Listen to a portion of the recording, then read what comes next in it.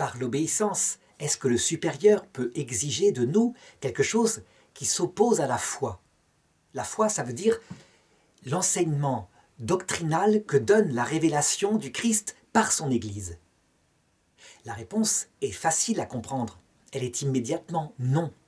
Pourquoi? Parce que la foi, en elle-même, elle nourrit l'intelligence profonde du mystère. Et donc, elle est du domaine du fort interne. Mais il y a plus que cela. Je dirais que la foi, c'est une vertu théologale, qui est le fondement même de notre intention qui nous a fait prendre un vœu d'obéissance portant sur des actes du fort externe. Résultat, si quelqu'un nous demande dans l'obéissance d'adhérer à quelque chose qui est faux par rapport à la proclamation d'une vérité dogmatique par l'Église, le devoir du religieux, c'est de ne pas obéir. C'est quelque chose parfois qui est compliqué, surtout à notre époque où on voit partout se lever des supérieurs religieux ou des évêques qui tombent sur tel point ou tel autre de la foi dans une désobéissance et qui quelquefois, sincèrement, croient que c'est la foi. En notre période, ça peut être l'humanisme qui est identifié au christianisme. Mais à l'époque de saint Athanas, c'était l'arianisme et on pouvait avoir un évêque arien, c'est-à-dire qui affirmait que le Christ n'était qu'un homme. Il va de soi que si un supérieur nous demandait au nom de l'obéissance d'adhérer à ce qu'on pourrait qualifier d'une hérésie, eh bien, quitte à être martyr, jusque-là, on ne doit pas obéir. On ne doit pas obéir parce que l'adhésion à la foi relève du domaine théologal que aucun vœu d'obéissance religieux ne peut décider.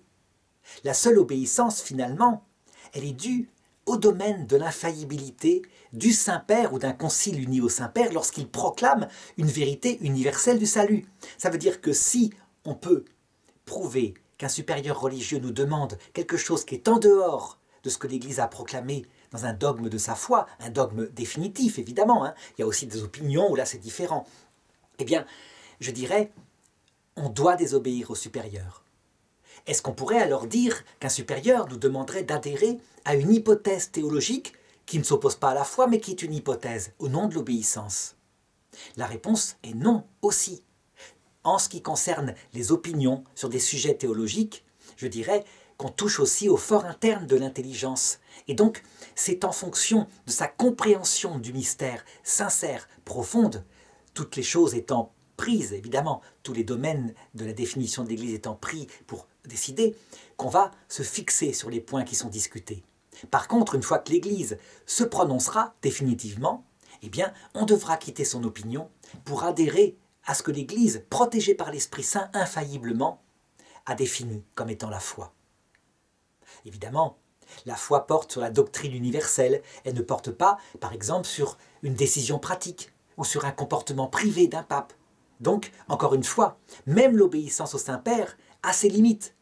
Elle porte uniquement, en ce qui le concerne lui, de manière absolue, sur les définitions universelles de la foi. Pour ce qui concerne ces décisions pastorales, c'est pareil. Il faut être capable de regarder positivement, mais si il nous demandait un péché, de ne pas obéir.